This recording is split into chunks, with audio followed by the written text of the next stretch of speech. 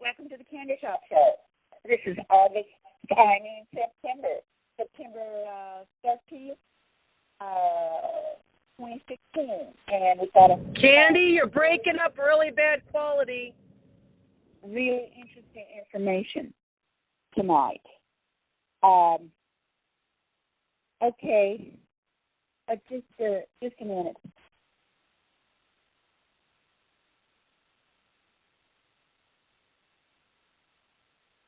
Okay, so is that any better, Elizabeth? It's better, but when you move your head, you go in and out. So.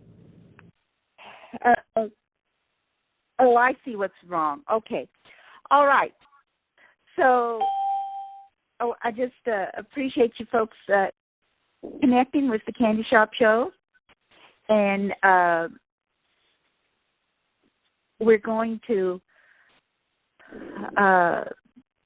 just affirm the law of one, that we are all one, and when one is harmed, all are harmed. And when one is helped and healed and educated, all are helped and healed and educated. Okay, and that's what we're going to be trying to do tonight. We're going to be talking about David Wilcock and his book, and my goal is that, you know, there's so much information being pushed in our faces these days. And I would like to get people to narrow their focus, especially in the next 4 or 5 weeks, to the Diamond Network, Diamonds Forever blog, the 31blogspot.com, and all of the YouTube videos by David Wilcock, from the one started 4 weeks ago. And so David's really got some important information. And Elizabeth Diamond was kind enough to gift me with his brand new book, hot off the presses. So we're going to discuss that, and if you happen to have access to it, open it up. We're going to start at the back, actually, because it's so powerful. Page 304, and so. But first, what I want to do is open up the candy jar treats and say, yeah, I'm still doing my sun gazing. Hope folks will be listening to the call when it gets up on YouTube from last week on the Owaspy, and what that UFO Bible describes as the heavenly plateau, and what it's like to live in the hereafter after we pass the over, and it was just really exciting to share some of those details. And details is what this show is going to be about too. I think we need to have a foundation for what it is that, Christopher Stephen Jacobs and his mom and other guests are speaking about. And by the way, Chris's mother, Katrina, will be the guest speaker here on the Candy Shop Show next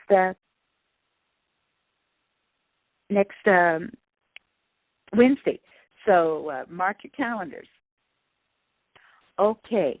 A lot of you folks talking about some current event things here in the Candy Jar Treats are aware of Ben Davison and his wonderful YouTube show, Suspicious Observers, where he shows our magnificent star, and from the Diamond Network, we know that the beings that live within the star are 5D beings, and they're very concerned and helpful for us. And please don't get Benjamin Davison confused with Benjamin Fulford. yes, Benjamin Fulford, we want everybody to listen to every Monday as well. And I shared that last Monday, but be sure if you haven't listened to this week's, it's very powerful. And if you want to tell your friends about Benjamin Fulford, tell them to start with this week. This week will lay the foundation for the future. Okay, glad to hear that folks are joining us. And so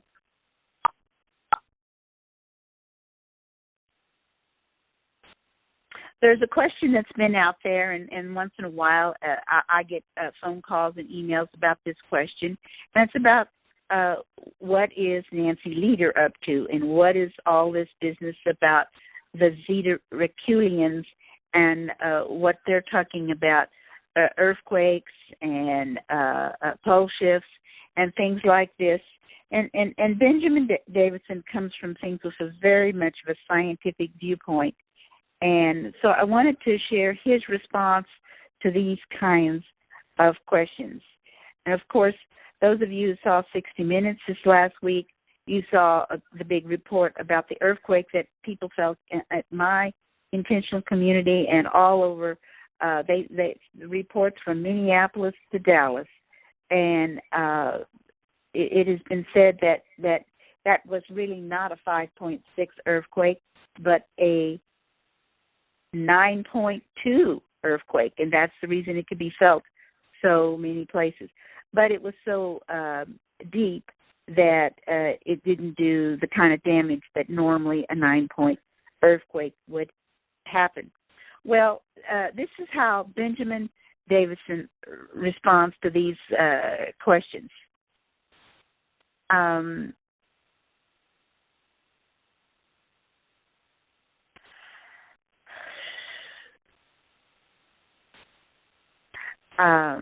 As for Nibiru, this is a story that is half true and half hope, says Ben. The true story appears to be the ancient accounts of a crossing planet and probably the stories of beings coming down from the sky, although it is not at all clear if they were from the crossing planet or another sphere of that system or from another place altogether. The false story is what has been propagated every year since the early 2000s by those who would take advantage of those with open minds. Nothing is coming now. And we'd see it coming long before it got to Pluto. Here are some important points about the whole story.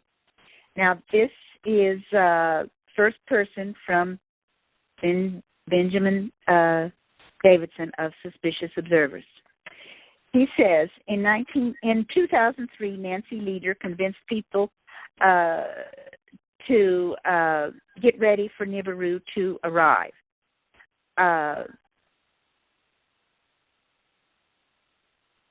When it didn't come in 2003, her website, zetatalk.com, updated their doom dates regularly until 2011, when they began using the comet Elenin to claim the planet system was in our own solar system and about to come around the sun into view. So Benjamin is saying here that what they're saying is Nibiru and putting on the internet is not really Nibiru, that it is the comet Elenin. Okay, that was 2011. In 2012, zetatalk.com used the Mayan calendar dates, and now they are in their fourth year of making these predictions, 13, 14, 15, 16, of using the same story of a coming planet system with a new updated doom date. Predicted. Same story, slightly tweaked each year for the new followers. When you are inside that vortex, it is impossible to see past it, and that is understandable. But realize that we've been responding in this exact way to people who feared imminent doom for years now. Pause. Remember, the Diamond Network is all about hope and excitement and being happy and setting intentions for a glorious future and for a change from this dark cabal mess that we're in and Earth weirdness to something wonderful. So we're all about the positive side. But a lot of our people and others are hearing about the doom and gloom stories. So, because the cabal wants us to be fearful and produce negative energies for them to feed off of. Anyway, we're still waiting, says Ben. How do I know nothing is coming? The moment anything of significant size hits the heliosphere, we know about it. Both it and the sun would light up like the 4th of July when their magnetic bubbles touched and plasma began exchanging. It would look like the sun and outer planets were doing battle with lightning bolts, just like our ancestors described. We'd also see planets and moons out of place, something we see no evidence of now. If we saw the lightning show tomorrow, it would be dozens to hundreds of years before the system got past Saturn. Every change we see is energetic and can all be tied back to the 400-year solar cycle and the magnetic reversal of the Earth. Having both of these resetting now is bad enough of a cosmic coincidence. We don't need imaginary planets that defy physics coming in and scaring you as well. Nothing is coming. Nothing is here. There is no such thing as a dark star that is a twin of Earth, that is always 180 degrees on the other side of the planet. Those dark stars only absorb light, only absorb a bit. They would be super bright near another star like our sun. The second sun images are all camera effects or intentional hoaxes. I showed this simply in a deeper look episode called The Second Sun Doesn't Care About Palm Trees. That's his funny title for explaining away Nibiru, where I showed how to create the second sun image with any simple camera and how to overlay it on something like a palm tree so you know it is a camera effect rather than a second sun shining through a palm tree. Think about the videos you see of a planet rising at the Arctic Ocean. If you are at the bottom of the world and something is coming directly up from the south, it would appear in the top of the sky. The horizon is above the equator, where everyone can see. Those hoaxers did a great job with their digital imagery, but a bad job with their geography. Okay, you can find more of that under the Observing the Frontier section. Find the video, A Planet Crossing. It is a full accounting of where an open mind can explore the issue without going too overboard into unsubstantiated fears. And so that's what Ben put up last week on his YouTube channel, and folks can find his main website that he's talking about. Well, I hope that is of interest to those of you who have been following the Nibiru story years ago or more recently. And of course, Nancy is supposed to be getting stories from the Zeta Reculians, the Greys, that supposedly did a lot of abductions in the past and did a lot of cloning, and that they themselves are clones of clones of clones of clones, because they were so stupid as they blew up their own planet years and thousands of years ago and claimed to have been here for hundreds of years, and they say that their lifespan is 400 years old. So, whether we know from Christopher Stephen Jacobs and our other guests that that's certainly true, that there are ETs that have long lifespans and that have been here a long time. But as Chris says, there are some Greys that are very trustworthy and helpful, like the Circle Greys. Then others you have to be more careful of. And those were the ones that tricked George Bush Sr. and Kissinger and some others in the past to giving some permission to interfere with our planet. Well, I want to go on to David Wilcock. So that is the news from the Candy Jar Treats. Before I close the lid, was there anybody that wanted to make a comment or a question?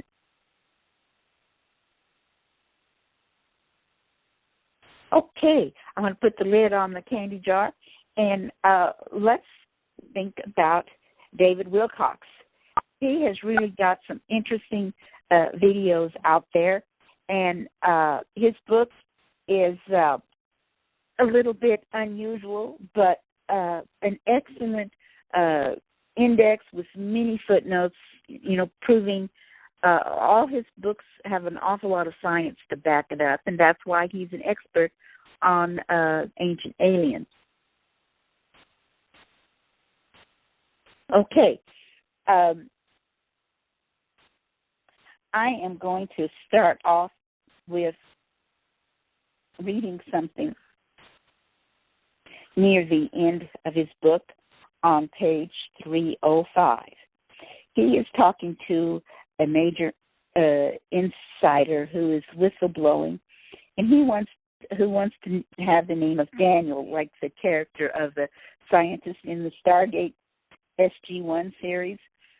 And he has worked a lot on the Montauk Project and NK-12 project, and folks, I want to recommend the new series Stranger Things, which is about the MK Ultra problems. And of course, we did a couple of shows with Christopher Stephen Jacobs as he was helping some of the victims of the Montauk Project. Well, Daniel says that in this program he worked in, there was a seat from a crashed and recovered ET craft that was hooked up to a massive power supply at Montauk. It turned out that the seat amplified the consciousness of the person sitting in it, providing they had the ability to fully quiet their mind in meditation. Once they did that, the magic would start to happen.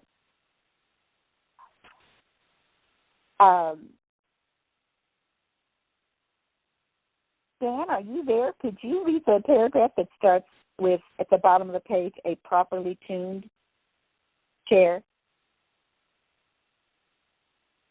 Oh, I was supposed to tell you to star 6 so that you could do that.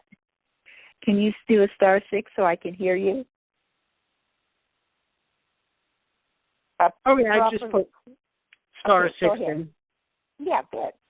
A properly tuned chair allowed the operator's thoughts to create physical manifestations. Any object the operator thought of, such as a wooden chair, could be made to physically materialize in the room. The objects would remain solid for a period of time before gradually fading away. The operator could also telepathically influence the minds of others, even on a mass scale. At one point, they influenced a massive number of animals to rush into the center of a town in a frenzy. This technology appears to have been leaked into fiction in the X-Men movie series. A chair called Cerebro appears in a large spherical room and vastly enhances the psychic abilities of whoever is using it. Most of the X-Men movies feature this chair as a prominent part of their storyline. Excellent reading. Dan, do you remember watching the X-Men movies and remember the chair in it? Yeah, I remember the chair being kind of a reoccurring theme in the movies.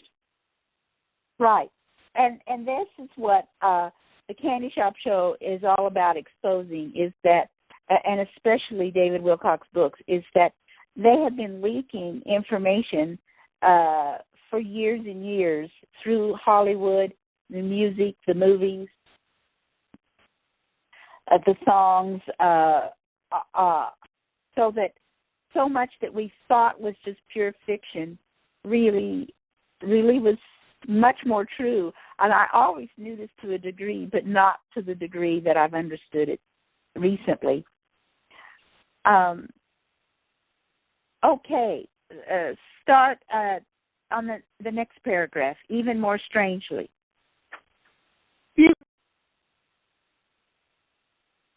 Oh, I can't hear you. Did you do a star 6? Okay, I'll do it. I can't hear you. All right. Huh. Not hearing you.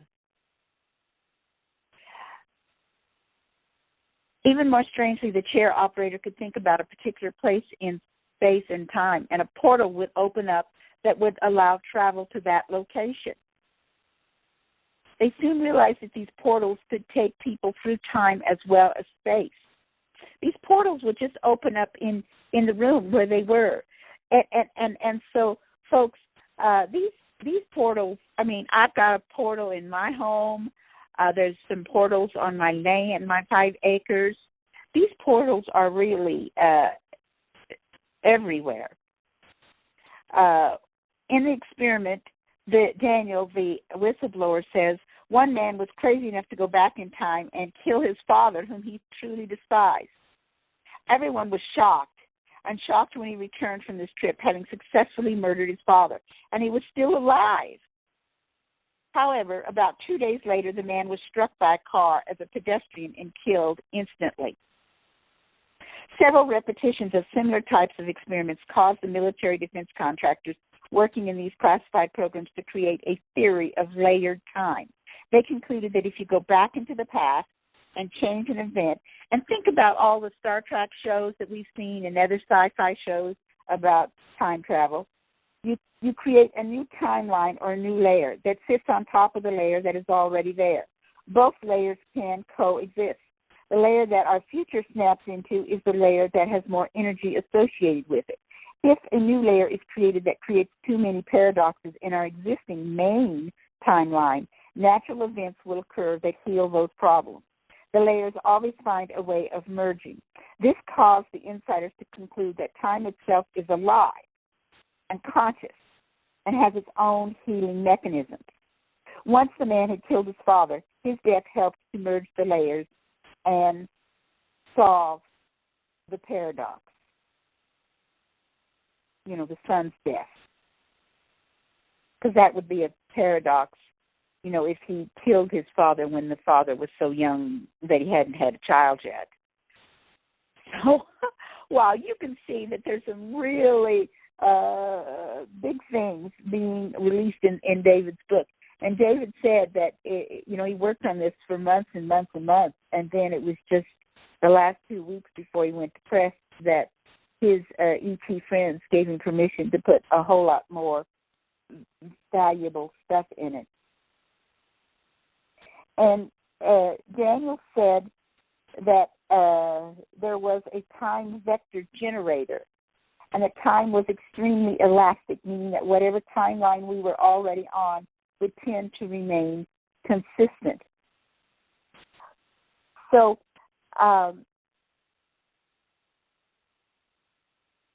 we're talking, some of our guests have talked about the fact that the timelines are all merging as we're going into 5D. That's what Chris has said.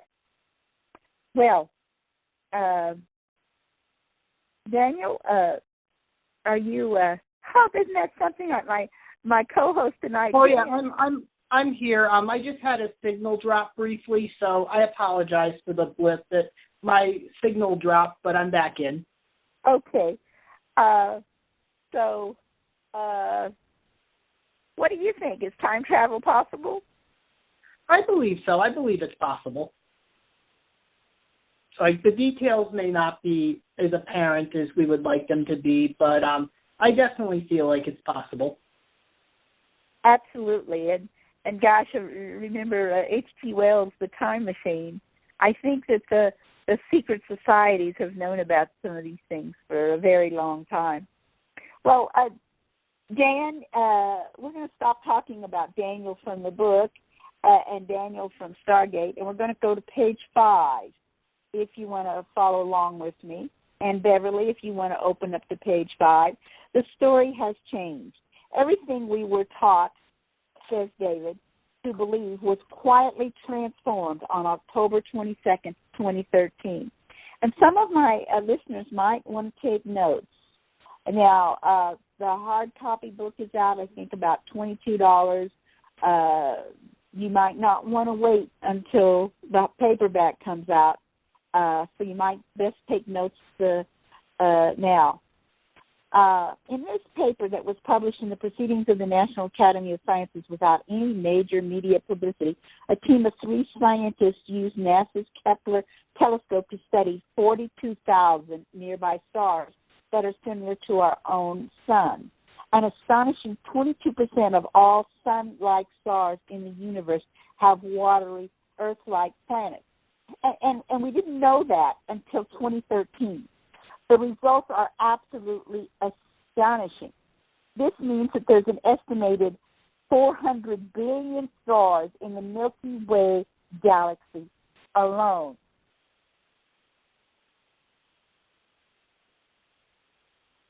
That means that there are 500 quintillion sun-like stars in the universe. There are about 1 billion Earths in our own galaxy alone.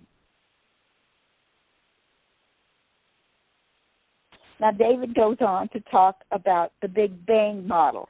And we talked on the Candy Shop show about how it's a false model. That's what Chris Jacobs has said. And who put out the Big Bang theory? This is on page 8. Dan, do you remember who talks about it? Yeah. Who? I asked someone else this the other night, and they said Carl Sagan. I said that was a good guess, but it's Stephen Hawking. That's where he gets his fame. So Stephen Hawking's put out the Big Bang theory, and it's still an unproven assumption. Hawking's own senior professor, Sir Roger Penrose, was working on a very different theory. He found compelling evidence that everything we see in the universe, all space and all time, was being formed from a single point, moment by moment. This would mean that there's no space, no matter, no energy, and no time as we know it. Only distortions of this one single point. The beginning, middle, and ending of the universe all exist simultaneously. Now, our Christopher has said this before, but it's still hard to wrap your mind around it. But I know intellectually that it's true. But I'm glad David shared this. He says that 2 scientists at Caltech, through a staggering feat of pure mathematical genius, they were able to prove that Penrose's basic idea was correct. He just didn't have the right shape of the point. These scientists effectively proved that the universe as we know it does not exist. Actually, it behaves like a hologram. It appears to be solid and 3-dimensional, but nothing is really there. Think about the hologram decks, in Star Trek, and how suddenly it just, all the people and tables and chairs disappear, and you're just in that empty room. And so the Caltech has proven that that's what our Earth is. And they have a diagram of the geometric seed of the universe, which becomes like a vast tree with countless branches that all grew out of a single seed that is almost impossibly small. And as confusing as this may seem, the seed is all that really exists. The tree is only an illusion. There is no beginning and no ending. The seed and the tree coexist at the same time. So this is what David says that so many understand is true, because Stephen Hawking wanted to say that there was nothing, and suddenly there was a big bang and everything happened. And that is hard to believe, that everything comes from nothing. David says it's easier to understand Penrose's theory that actually there is a point, but the things are nothing. It's quite a loop here. Well, the next part of David's book talks about sacred geometry and and explains like geometry is the visible form of vibration. We talk here on our show so much about vibrations and frequencies and how the star beings come from that have appeared on our show, 15 different frequencies. On page 12, Dan, could you read underneath the diagrams where it says the same drop of water? I can read that. Is it pretty audible right now? I just want to make sure I'm coming through clearly. Yes, I can hear you. Okay. The same drop of water with the same sand will create a totally different geometric pattern, including the cube, depending upon what sound you play into it. As you can see, a three-dimensional Star of David type pattern of triangles appears in the water at certain sound frequencies.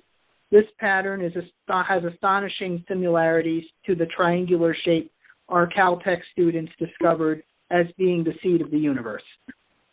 Go on. Most of us still believe matter is made of particles that are hard, solid, and tangible.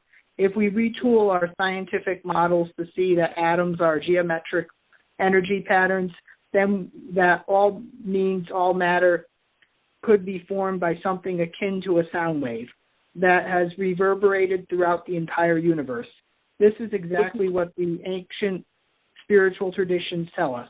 Hindus and Buddhists believe the universe was formed from a primordial sound they call the Om. They will spend hours chanting this sound and believe it will get them closer to the Creator. The book of Genesis says, "In the beginning there was the Word." Native Americans beat a drum in honor of the heartbeat of the Mother, the universe.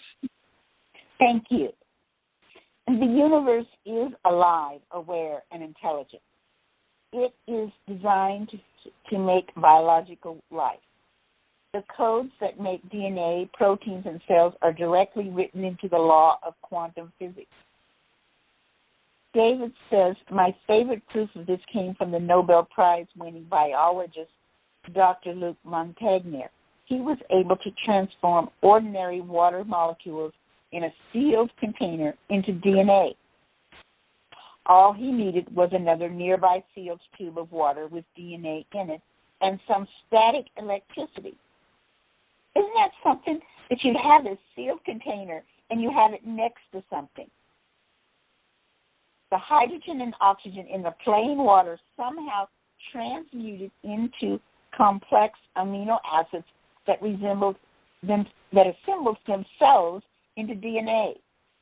So, this is like in Star Trek Voyager, the plasma. This is like Kesh Foundation talks about, that our whole world is full of plasma, and like Owaspi calls it ether.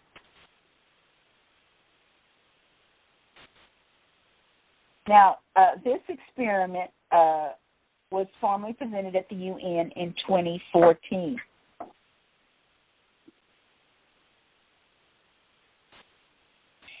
David shares something in common with the Candy Shop Show in that he refers greatly to the law of one.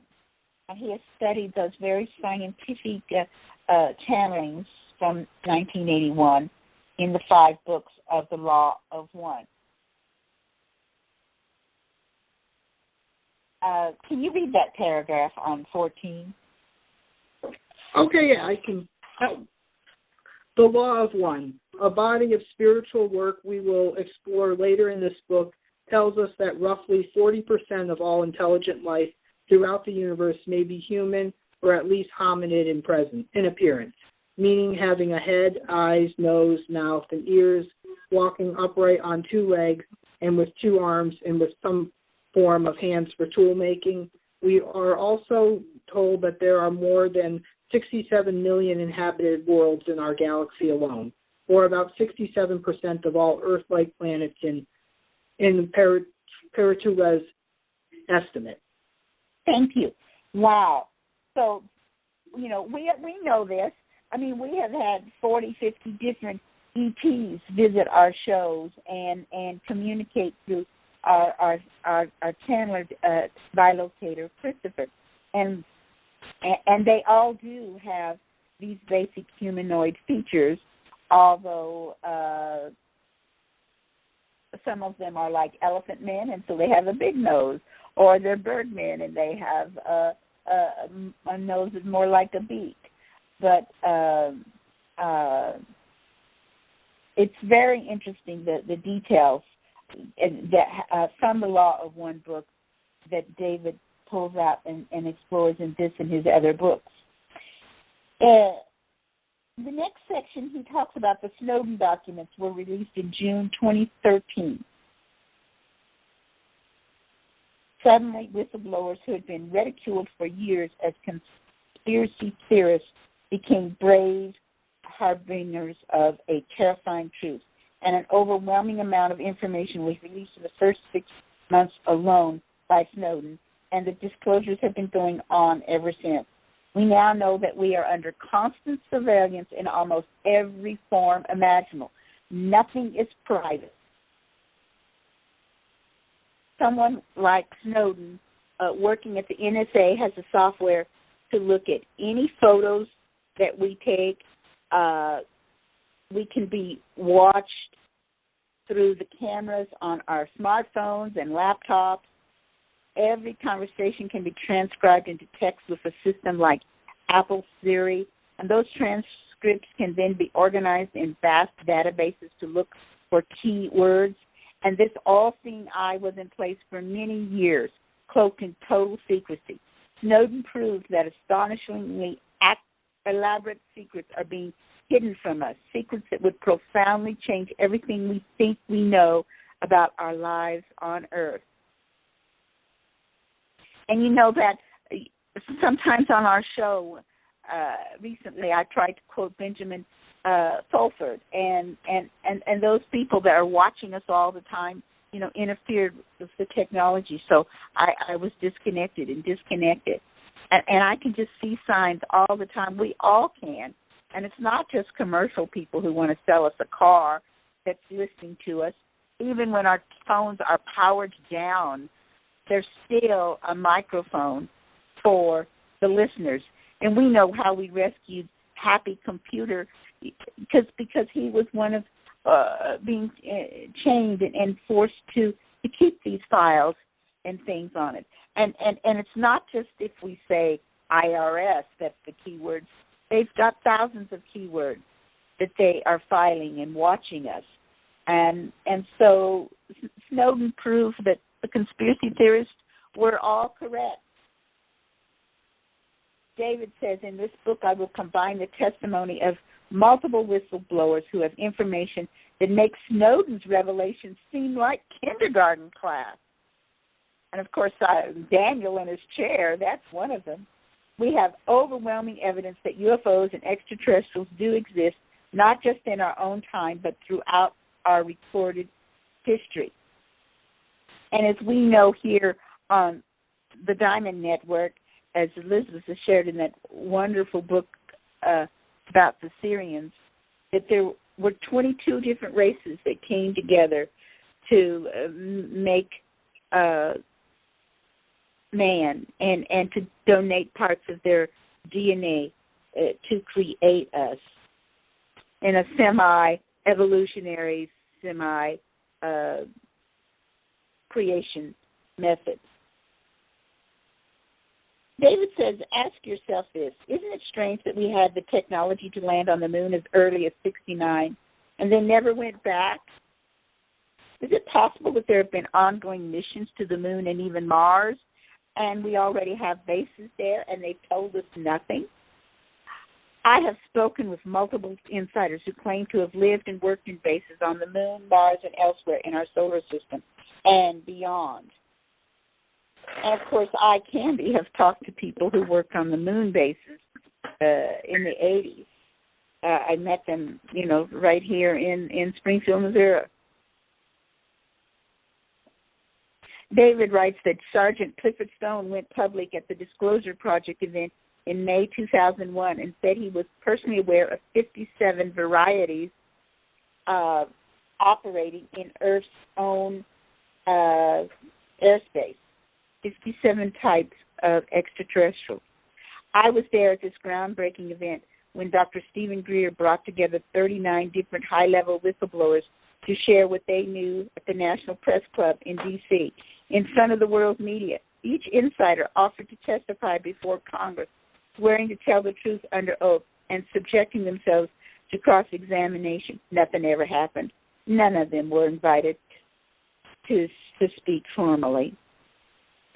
And, of course, the media people, they don't talk about stuff. An insider claims on page 18 to have personally autopsied approximately 2,000 different varieties of human-like ETs. They range from less than a foot tall to over 45 feet in height. Wow, I'd heard of those at 25 feet at height, humanoids, but 45 feet also. And that many, 2,000 different varieties. But if we're having secret trips to Mars, maybe all 2,000 didn't land on Earth, but they might have landed on Mars. We find out that there are good ETs and bad ETs, and they have been warring with one another in our solar system for hundreds of thousands of years. Both types of ETs are making direct contact with certain people on Earth who are receptive to the messages they have to share, like the Diamond Network. But positive ETs are far more apt to contact private individuals who are judged by the quality and virtue of their character, their forgiveness. Now, these are the four things that our friends want to see that we are manifesting. Write this down if you're taking notes. Forgiveness, which I often talk about in the candy jar treat. Acceptance, patience, and love.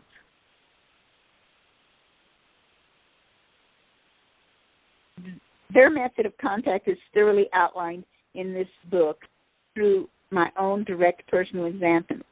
They deliberately approach you through the imagination first. So, folks, sit back, relax, look at the clouds, look at a waving tree, and let your imagination go. And someday you'll have an ET talking to you.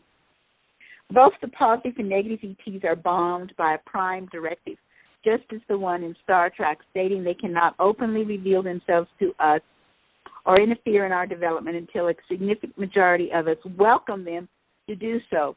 Well, the Diamond Network, we a year ago, June, we said, we represent humanity. We welcome you. And so they said yes, and after a 24-hour meeting.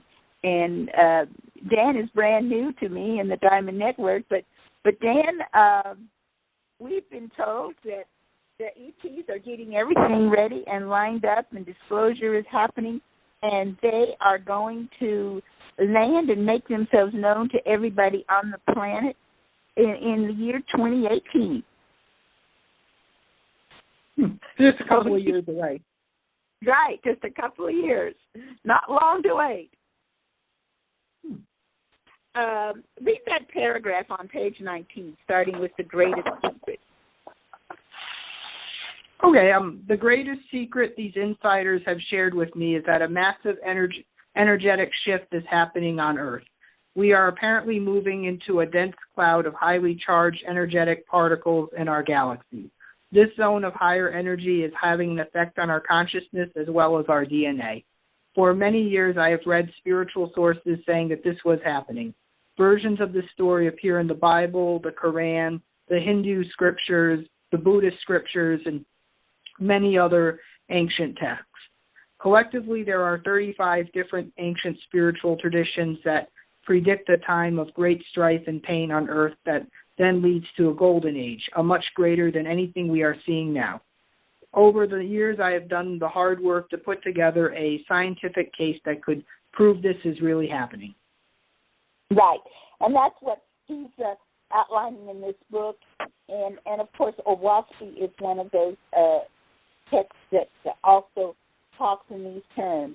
But these books are old, and even Owaski, came to us in 1881, and as the Diamond Network talks about, it's very possible that these ETs or gods can indeed help make the transfer happens so that it isn't so terrible. Or the earth changes and wars will happen in third dimension, and those of you listening to my voice are actually in fourth dimension and moving into fifth dimension, so it won't happen for us. As Elizabeth would say, glory be. On page 21, Dan, David says, all the key elements of my investigations were right there in the Bible. We have a global villain that is far more evil than most people will ever allow themselves to see. And I'm kind of glad I blocked it out. When I was raising my young children, I didn't want to be fearful about abductions and implants and things like that. And I'm glad that I do understand now that I have been abducted. And then Chris took out the implant from the abduction. And we've talked so much about the abductions and about the work that we have done in our prayer work and all through the Diamond Network. So they aren't happening anymore, or to a very small degree. Insiders have revealed this entity is secretly being supported, if not controlled, by extraterrestrial humans who are very, very evil. Of course, he's talking about the devil. On the opposite end of the spectrum, we have Jesus, who said love was the key to saving the world. There are multiple references in the Bible to some sort of celestial moment of truth when we undergo a spontaneous mass evolution. This seems to involve an incredible release of blindingly bright light from the sun that utterly transforms us into a new level of human evolution. And gosh, it's interesting that I would be inspired right now to in the last month to start sun gazing. And so Dan, you said you might take up that practice when you move to Phoenix? Yeah, I'm heading towards Phoenix. I should be there in a couple of days. Right, and those of us who do our sun gazing, it'll be easier, you know, if we do experience this bright light, as this book, The Ascension Mysteries, speaks of. That's the title of David's book, The Ascension Mysteries. The Hindus referred to this solar flash, and so did the Zoroastrians. If this is really going to happen and is an unavoidable natural phenomenon, then the best thing we can possibly do is to prepare ourselves for it. It appears that the more we prepare for ascension on the personal level, the sooner we will authorize it to occur on the collective level. And so that's what David, writing this book, he wants us to individually prepare so that we can all rise to a brighter future. The most important way to prepare yourself for ascension is to do the work of being more loving and forgiving towards yourself and others in your daily life. It was a very positive message. Thank you. I agree. Yes. Forgiving and loving. The villains are doing everything they can to make you ignore your spirituality, fall into jealousy, materialism, and fear, and prevent you from being ready for this epic change. The only way to break the trauma addiction is to learn to love and protect yourself, and then to be able to forgive those who have harmed you. And this is what my Candy Shop show is all about. Well, I was wondering to take a little pause here. Would anybody besides Dan like to do a star 6 and make a comment on what David's sharing with us?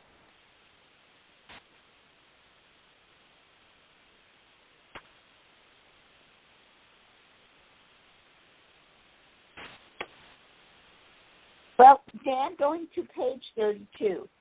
The New World Order is one of their most highly guarded secrets, is that they believe they are the direct bloodline descendants of ancient extraterrestrial human visitors to Earth who were more advanced than the rest of us and became pharaohs, kings, and gods. This magical blood is used as an excuse for the New World Order or cabal to feel superior to everyone else. An extraterrestrial refugee group who crash-landed here 55,000 years ago. They were badly defeated in a war and did not have the technology or know-how to leave once they arrived. They believe that practicing their religion gives them occult magical powers that lead to great fame and fortune. The more money and power you have, the more enlightened you are. This is what the satanic ones believe. And he talks about the Rolling Stones. You know, the Beatles were all about love, and the Rolling Stones was all about the dark world. They gave a performance of 2,000 Light Years from Home on December 21st. There's that date, 1967. In 2013, the world learned that the main host of the show was a serial rapist. More than 450 victims came forward. But it was just horrible. There's a lot of public clues of this cosmic battle, and you can think about your own life. About the devil whispering in one ear and the angel whispering in the other ear, and because Lucifer's greatest trick is convincing the world he does not exist.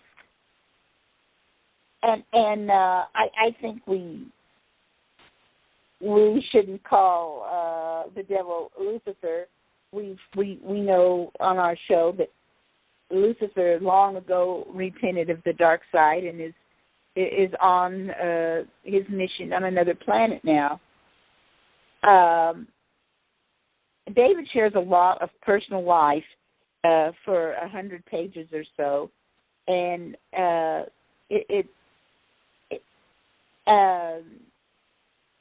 his father was in Vietnam and was the real-life character that Robin Williams' character in Good Morning Vietnam was, and his David Wilcock's mother was a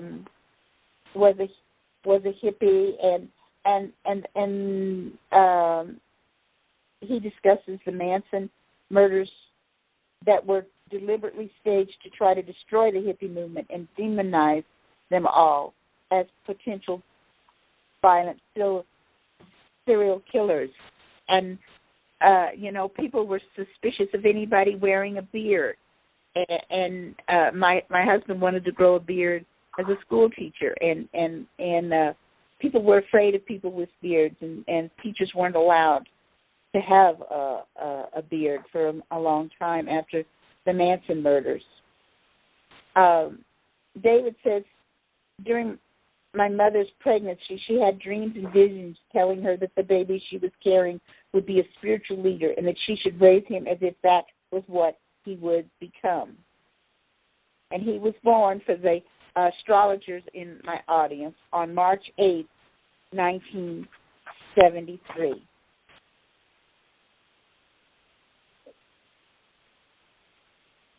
And all of this inspired his mother to write down dreams in her notebook. So David goes on and talks about the influence and power of television and movies, and we know that music has mostly pop cultural music been used to hypnotize us and get us ready for mind control. And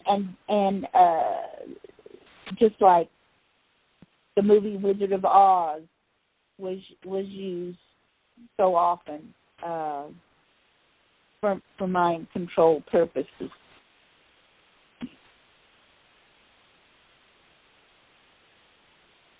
But David says ascension is not only a possibility, it is an absolute fact.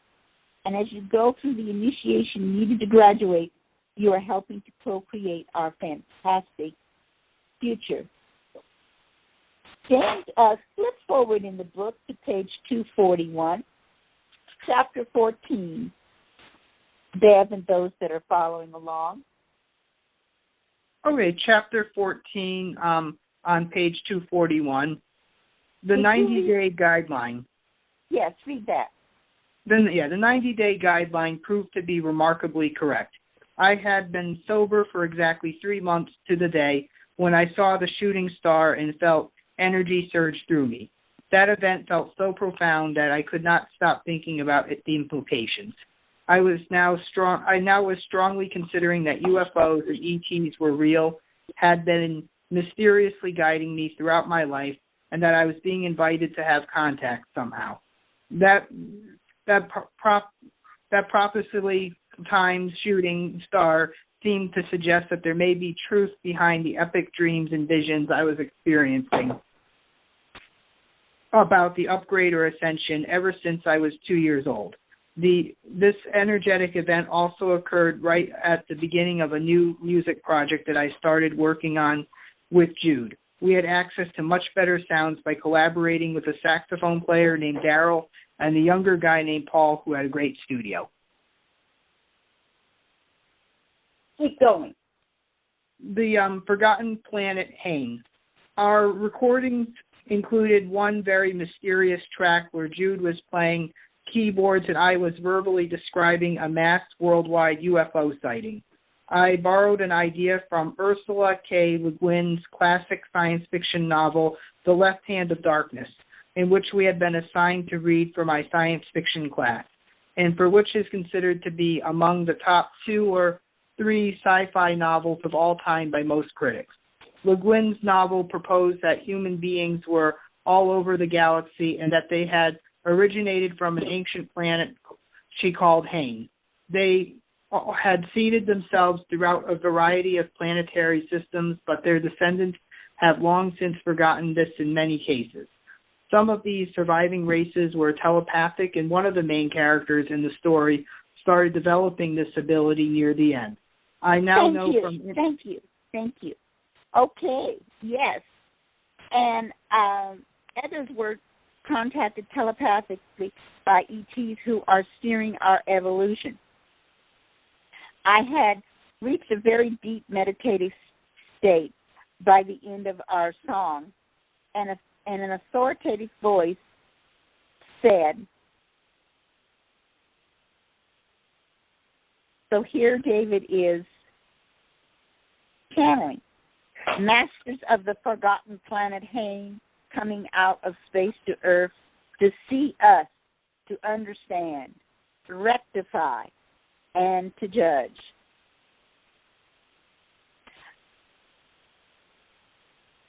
Each time I listened to this, I felt incredible sensations.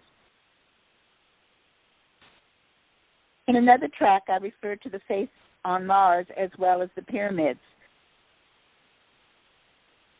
and spoke about how we would evolve dramatically if it became an established fact that these had been built by an ancient civilization. I now know that human life is written into quantum mechanics itself and is not just the result of a common planet of origin, as Le Guin suggested. But these recordings did tie in many intriguing concepts. Fiction can help prepare the imagination to accept exotic new truths later on.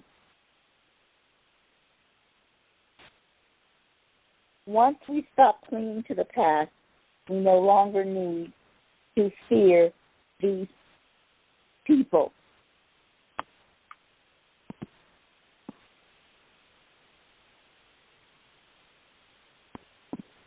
And, you know, in thinking about the people who caused 9/11, not the terrorists with box cutters, but Cheney and Rumsfeld, Well, David shares on page 244 that he's still in college, and he knows this guy, Ian. And Ian showed up at my door unexpectedly. He was not smiling. He said, "You need to sit down for this." I started to laugh. "This is not a joke, man. You know I'm a physics major. I just got out of a 2-hour private conversation with my physics professor, who is head of the department. He told me extraterrestrials crash landed at Roswell, and the government has been covering it up ever since. He worked in the higher echelons of NASA throughout the 70s, and it was common knowledge in the higher levels of NASA that we are not alone in the universe. And ETs are regularly operating in our space." I asked him, "Well, why the hell haven't they told us?"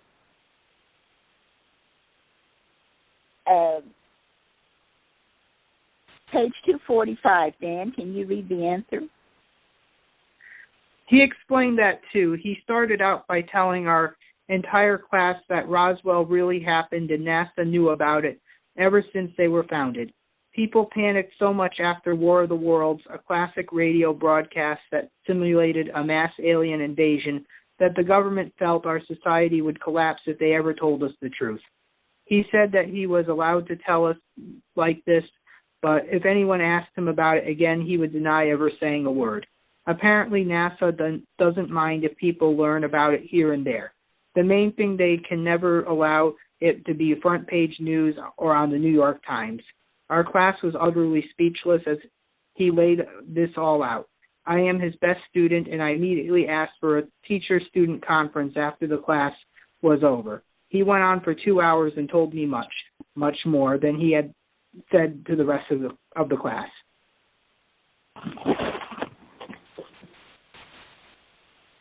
Go on. Like what? I asked him. Okay, I learned about the propulsion system the discs use.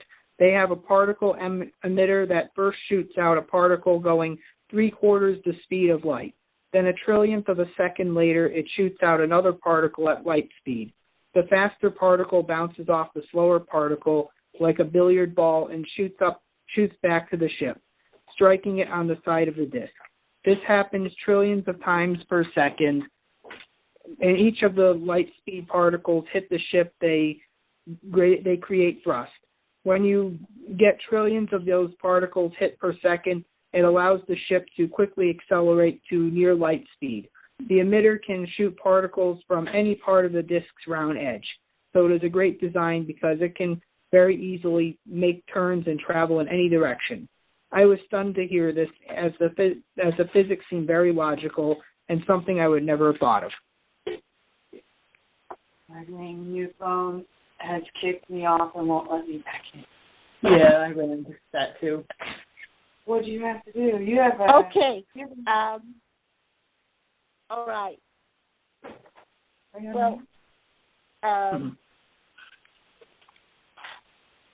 David said on 247, it is also interesting that the target date the professor gave us, 20 years after February 1993, was almost immediately after the Mayan calendar of end date of December 21st, 2012. NASA apparently told him our society would be going through a major transformation at that exact time. This also correlated nicely with Arthur C. Clarke's date of 2010 for the movie, where our entire solar system went through a dramatic, energetic transformation. This disclosure, barely over a month after I had the energetic surge experience, set me on fire for the truth and changed my life forever. Dan, let's see what other kind of exciting things that the professor.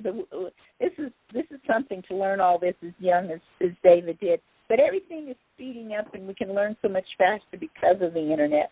I'm really impressed at young people, how much they understand things that took me decades to learn. They know it, by the time they're 20. Like they were really able to comprehend quickly. Yes, yes. Well, turn to page 247 and read the professor said. 247? Oh, yeah. No, 48, 248. Oh, 248, okay. The professor had said NASA already had working anti-gravity and free energy propulsion systems. They also knew exactly how to build a flying saucer using a particle emitter that could reach near light speed. This meant that almost a certainty that they already had a top-secret craft that they could easily travel throughout our solar system and possibly beyond. It also meant some of the UFOs people were seeing could be built by humans here on Earth. Once I dug into the literature, I realized that there were hundreds, if not thousands, of examples of high-quality UFO sightings going back to late 1940s. Though our government may have developed their own working prototypes after Roswell, there were continuing reports of sightings going back for millennia. If even one of those sightings was... Thank you. The addictive behavior known as codependency is something that David struggled with. And he said, I would attract people into my life who took unfair advantage of me and were disrespectful or even downright bullies. However, I did become far healthier and far more successful, both on a personal and an academic level, almost immediately. I'd found my great passion in life. Most of my college classes were fairly easy, and I spent as many hours a day as possible doing research now into UFOs and ancient civilizations. And, of course, this has landed him that expert role in the television show Ancient Aliens. Well, we've shared this book for an hour, and there was a couple of things that I forgot to mention at the beginning of the show that I want to move to. So I think we're going to be wrapping this up fairly soon.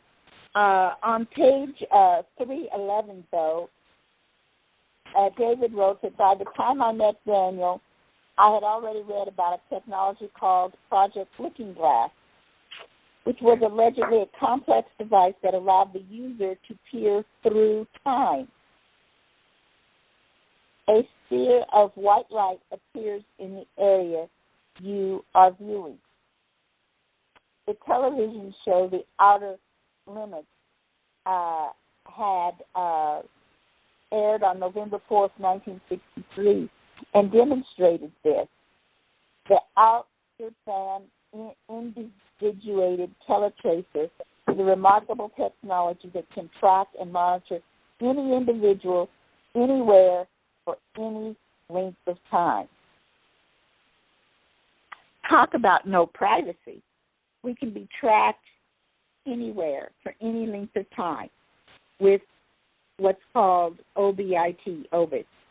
Daniel revealed that a great deal of information was being released through fiction. And if anyone ever tried to come forward, they would simply be accused of borrowing ideas from a movie and not real research. Isn't that interesting? Peering through time. So that implies that we could look at the past and really figure out what caused the war or what was going on, or in our personal lives, and that we could look in the future and see what diseases and what things would be happening.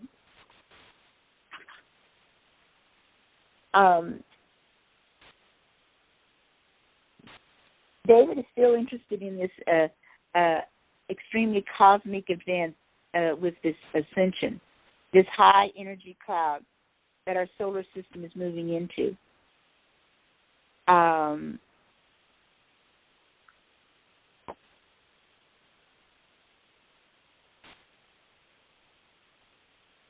But he says things are getting better, and that there are better angels, and the Tibetans talk about the rainbow body. The transition of the law of one, and my own readings are discussing, does not require every thought to be a loving thought. for you to gain your rainbow body and be prepared for the ascension. All you have to do is to be slightly above 50% service to others as opposed to service to self, and you are cleared for liftoff. You're cleared for ascension. And David says, I hope to see you there.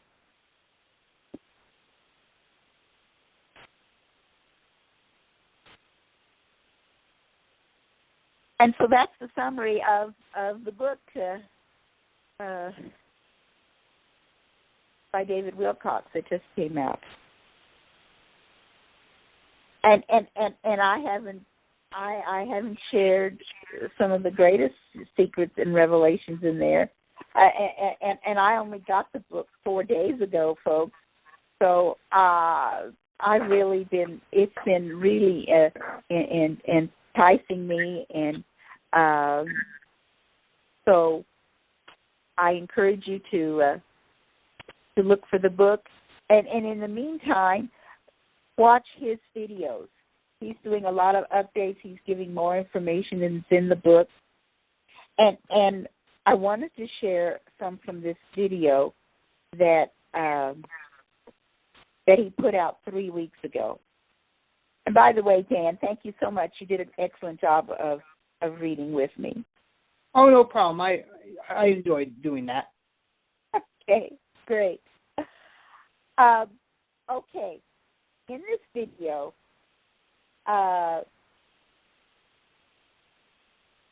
he endorses what Benjamin Fulford is saying, and that he has got excellent sources.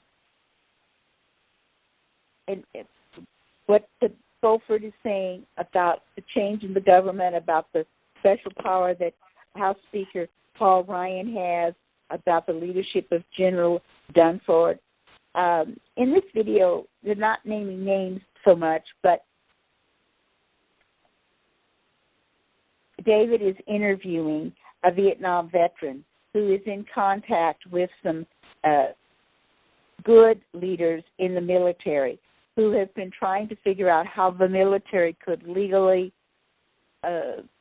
take away the criminals' power and arrest them when necessary. You know, the criminals that brought down our economic system in 2008 and all the things that they do to repress us in so many ways. And so they want to use the Constitution, and no, they're not trying to do a military coup, but in the next few weeks, or even tomorrow, the way the stock market is looking, the military men that David and his contacts are communicating with say to get ready, to watch and listen to David Wilcock, because he is one of the few people that are going to be given the warning of this huge event that's going to be happening around the world, but especially in America, as the criminal cabalists are arrested. And, you know, they have their weapons in the sky. They have been shooting down good ETs, and the ETs cannot land in 2018 if there's somebody shooting down their craft. So they're setting it up. They've contacted the good military men. And David, I'll tell you more in a second here about what you're going to listen to hear from David. But what they will do, American military, they're drawing up the warrants for the arrest.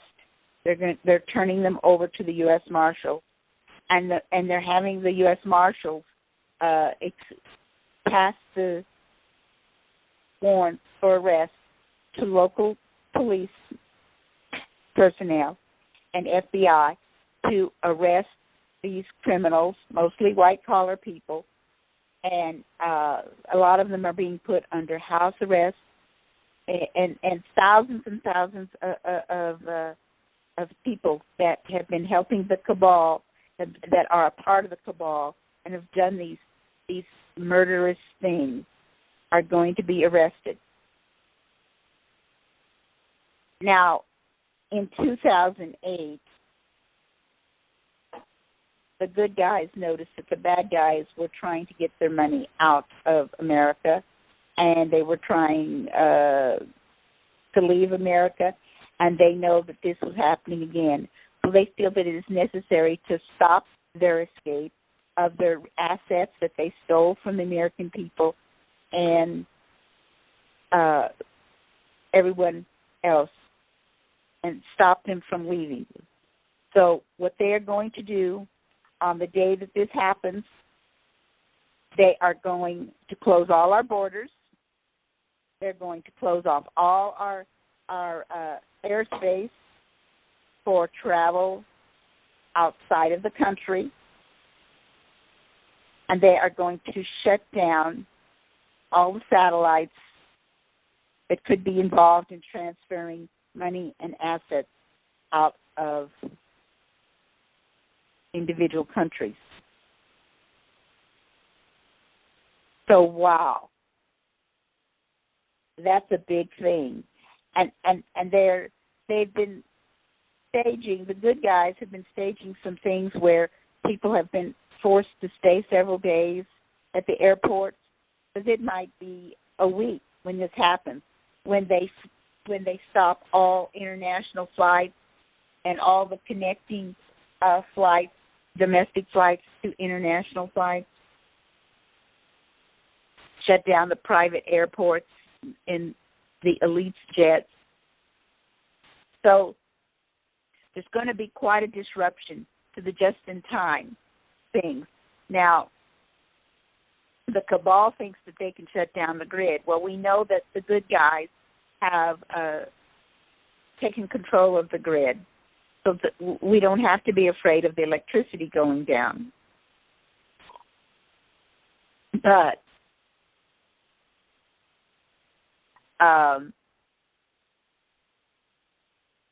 very likely that the grocery stores will be there.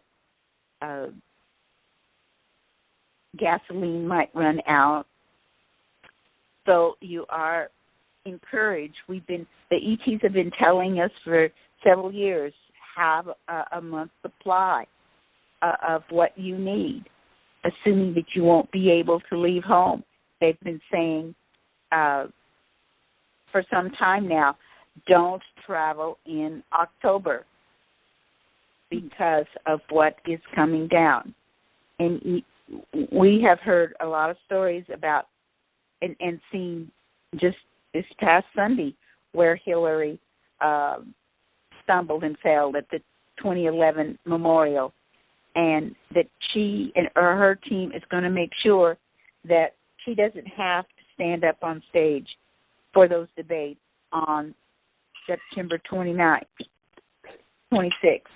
And so, to me, that's saying that before the bad guys around Hillary Clinton act to try to cause martial law or something, the good guys need to act. So that is why I'm so glad that I could report about this plan tonight. And I just want people to be aware that tonight, September 14th, that David Wilcock will be given a clue 24 hours before this all takes place. So those of us who are listening to David Wilcock will have a 24-hour heads up. Get home, get your gas tank filled, get your toilet paper, your food, and any cash on hand, and be ready to set this out. And they really think that things will start to go back to normal within a week. They will need thousands of people to volunteer to be temporarily appointed to government positions at the county and state and national levels until we can have elections and go through a regular vetting. And so they want us regular citizens to be thinking about, well, would you step in if, if your county treasurer gets arrested and fill his shoes for a few weeks on many, many different levels. So that's the story. And Dan, I'm sure glad that you're going to arrive at your destination well before October. Yeah, I should be there in a couple of days, so I'll be there a good amount of time before October. Well, that's wonderful. That's wonderful. Well, that's the word from the Candy Shop Show. Keep listening to Benjamin Fulford and David Wilcock and the Diamond Network, and you will be in the know. Thank you all. Thanks, Dan. Oh, no problem.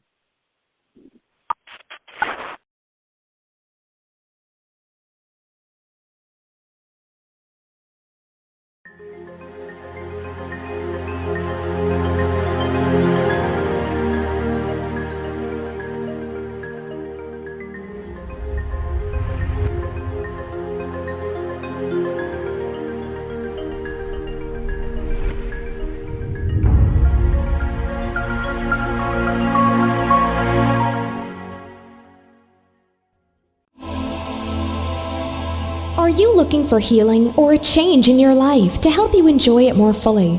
You might benefit from a galactic energy reading and clearing from Chris Jacobs. Chris will work with you on a soul level to clear unseen negative influences, implants, programs, contracts, and energetic blocks. Chris Jacobs is a gifted energy healer.